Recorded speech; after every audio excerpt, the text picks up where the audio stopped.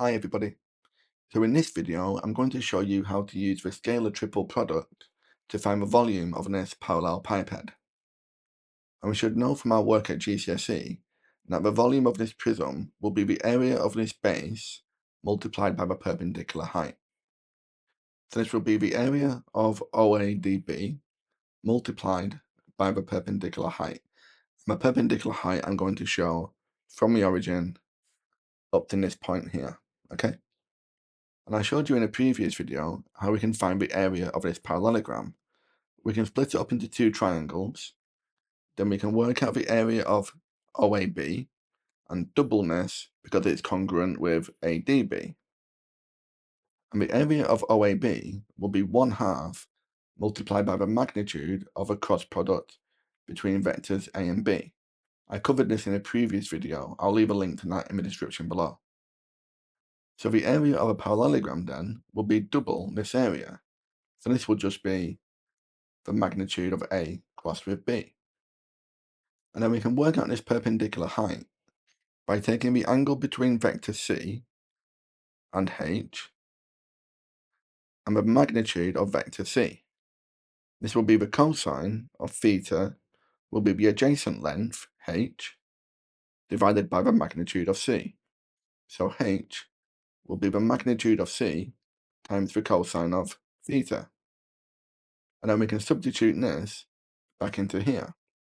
So the volume will be the area of a parallelogram OADB, A crossed with B, multiplied by H, which is magnitude of C cos theta. Now we can compare this with what we have in the dot product. We've got the magnitude of one vector, which is A crossed with B, the magnitude of a different vector, magnitude of C, times the cosine of theta, which we have here. So we can work out the volume of this parallelepiped using A dot with B, where we'll have the vector C dotted with the cross product of A and B. And then we'll need to take the magnitude of this. Okay? So this is how you find the volume of a parallelepiped. Now, we know vector C is given as 3, -2, -3.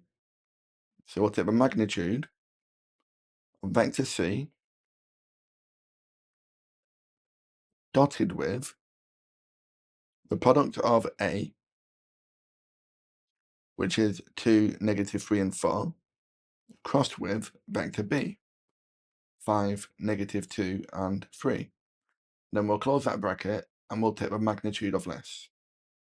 So at this point, we can work this out on our calculators. If we go to Home, we'll scroll down to Vectors,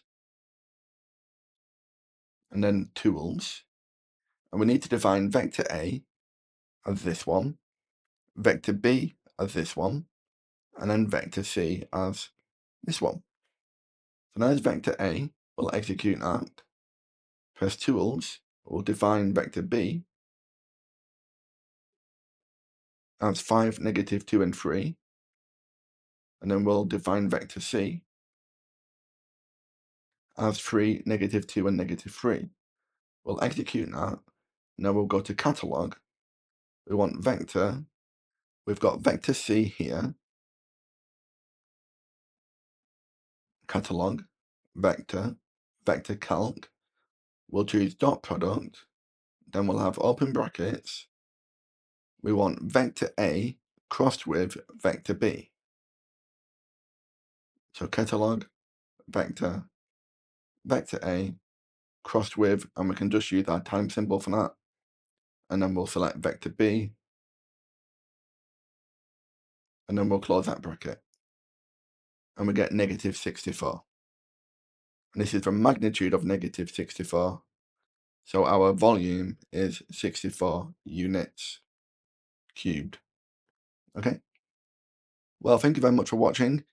In the next video, I'm going to show you how to find the volume of a tetrahedron.